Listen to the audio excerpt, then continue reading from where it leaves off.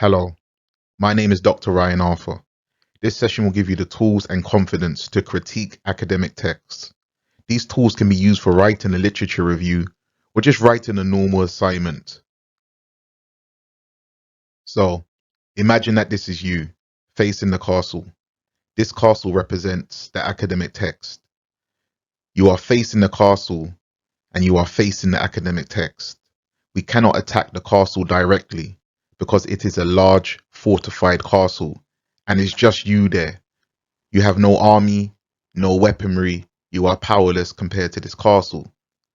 So our plan is to undermine the castle. This word undermine means to secretly weaken a structure, to gradually erode the foundations of a castle, to render unstable by digging or mining at the foundations. Historically, the word undermine was a form of attack. Instead of attacking the castle directly, an army would dig or mine underneath the castle, destabilizing the castle, so the castle would come crashing down to the ground. This was a very effective technique. Likewise, we will not attack an academic text directly, we will undermine the text. We will erode its foundations. This session will cover 4 undermining questions to critique the academic text in front of you. Number 1. Is this text too general? Number 2. Does this text mention its limitations?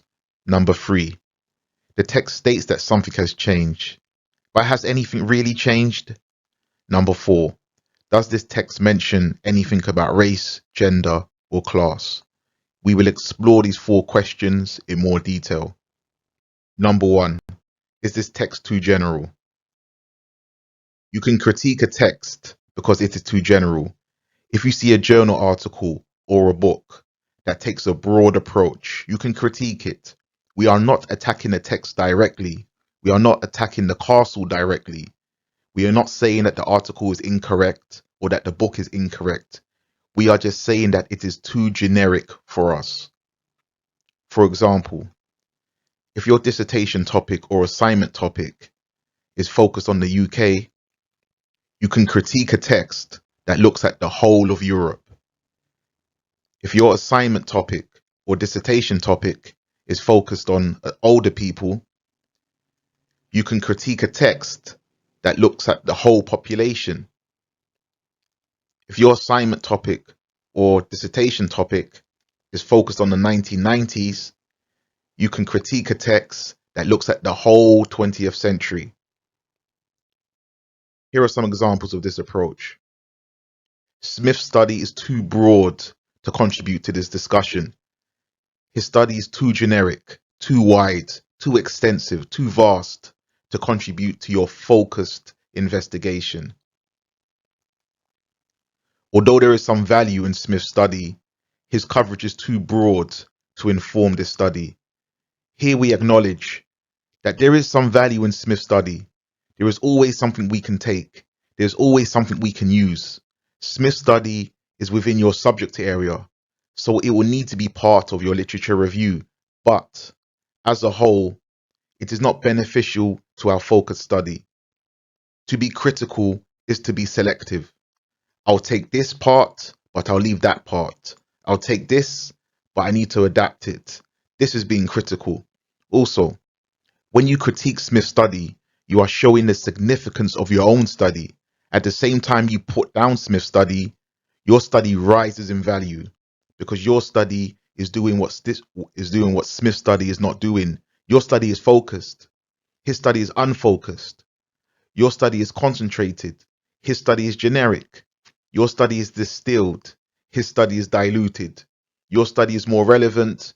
Your study is filling the gap. Your study is answering the call. I have an activity here. The aim of your paper is to focus on the learning and development of older workers. Which article is too generic for your paper? Is article A too generic or is article B too generic? Yes, article B is too generic. Just from the title or the abstract, you have found a text to critique. Another activity. Give me some of the disadvantages of a study that takes a broad approach. What are the disadvantages of a study that takes a wide approach? Some of the disadvantages can be failure to appreciate specific contexts. Also, taking a broad approach, you may submerge minorities, you may submerge women, older people, neurodivergent communities. I've been very impressed by many of your dissertation topics because instead of looking at broad issues, you are focusing on a specific industry or particular communities or older workers. You are giving a voice to the voiceless. This is the real value of research. You are shedding a light on areas that have not received much attention. Just to summarize, broad approaches are harmful. It is harmful to some industries. It is harmful to minorities. It is harmful to women. It is harmful to some age groups. It is harmful to some classes because it neglects their specific concerns. It neglects their specific context. So now your critique can be very negative about this. Also, broad approaches are unhelpful because the focus is too broad. We have a blurred picture like this building. This picture is blurred because we are using a wide lens. But when we focus on a specific aspect of the building, we have a clearer view. We are able to appreciate the challenges and issues of specific industries, of particular groups, and so on. Here are some examples. Johnson fails to appreciate the importance of focusing on a single community. Can you hear the negative tone? His conflation of communities prevents us from seeing an accurate picture. He has not taken into account recent studies that focus on smaller units. Such a broad sweep has limited usage. This is a very good technique. You can group generic studies or general studies together. So in this example, there are a number of studies that take a very broad international approach. You have identified some general or broad studies and grouped them together in this category. When you group studies together, it shows ownership and it shows that you are able to have an overview of the literature. Also, show the citations. This is evidence for your grouping studies together. Each study is separated by a semicolon. They like it when you reference similar studies like this. Once again, it shows ownership and it shows that you have an overview of the literature. Here is another example. There are a number of studies that focus on the entire industry. In contrast, some scholars have taken a different approach by focusing on specific industries. You are showing contrast in this example. You have demarcated two strands of the literature. You identify one strand that has a focus on the entire industry, and you have another strand that has a focus on specific industries. You can adopt this technique more broadly. Try to create categories for the literature that you have read. For example, it is possible to divide the literature into 3 strands: practitioner-focused, client-focused, and industry-centric. These categories were titled by the student. The student realized that some studies mostly focused on a particular aspect, not completely focused, but mostly focused. So, the student categorized practitioner-focused studies, they categorized client-focused studies, and they categorized industry-centric studies. Maybe as you read the literature, create a rough table in your notepads. Another example, the literature adopts 2 perspectives, social justice perspective and the business case perspective. Just to summarize question number 1, you can critique a text because it is too general. We didn't say that the article was wrong or that the book was wrong. We just stated that it was too generic for our study. Generic approaches can be harmful and problematic. Categorize the literature to show that you are well acquainted with the literature. Question 2. Are there any limitations? Does the text in front of you state its limitations? Limitations are shortcomings, flaws, problems, issues. Most research-based journal articles state the limitations of the study or how the study can be improved. When you find these limitations in the article, you can use it against them. You can turn their limitation into your criticisms. You can turn their confession into your critique. By stating their limitations, they have made our job easier. They have given us the critique. So we have not attacked the text directly. They opened the door of the castle for us.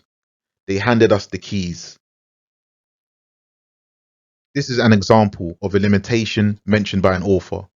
The author is called Mark Simon. We are reading Mark Simon's paper and we find this passage.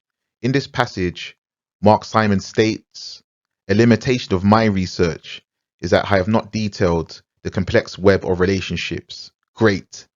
He has given us a critique. We didn't have to invent a critique. We didn't have to find a critique. He just gave it to us. So we turn Simon's confession into our critique. Simon's study fails to detail the complexities of relationships in decision-making contexts. Or Simon offers a simplistic account of the complex web of relationships.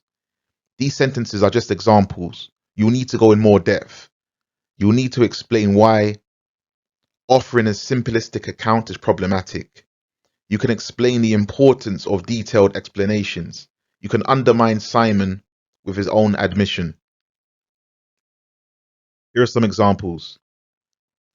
Johnson's methodology reveals the serious shortcomings of her study. Although Johnson declared this limitation, it remains problematic because, and you will expand. The author himself points to these issues. Why do scholars mention the limitations of their studies? There are 4 general reasons for this. Number 1, it is just part of research culture. We all do it. From our BA, MA, PhD to published research. It's just what we do. Number 2, it allows us to discern whether this is a good study or a bad study. By giving us the limitations, they have made their study transparent. From this, we can make a judgment on whether this is a good study or a bad study. Number 3, it allows the reader to generalize the findings. We are able to see if it is possible to generalize the findings. Number 4, it gives us opportunities to fill the gap that was left by the author. We have the opportunity to address those limitations in our own study. Where are the limitations found? Towards the end of the journal article, and also some journal articles have a dedicated limitation section. I delivered this same session a few years ago. A student jumped up and said that using the limitations of an academic text to refute that text was cheating. This is a fair comment. We definitely undermine the text, but have we been unethical? Have we just cheated?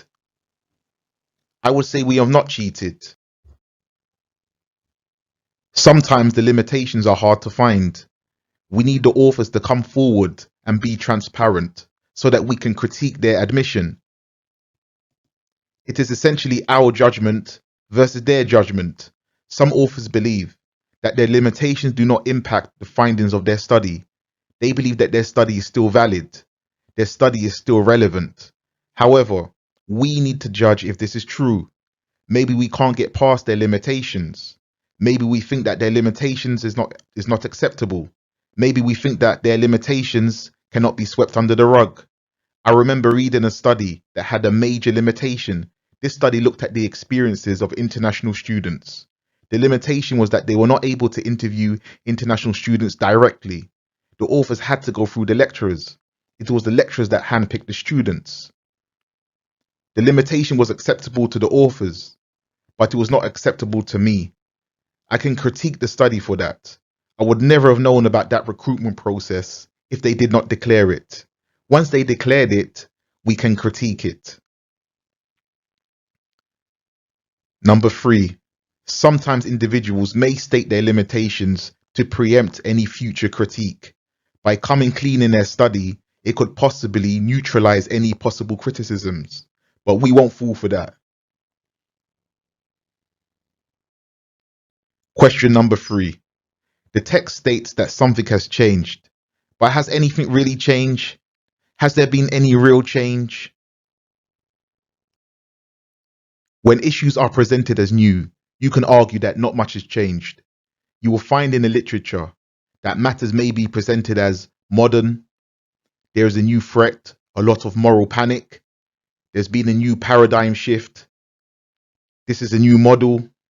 This is a new genre. This is a new theory. This is a new perspective. This is a new epistemology.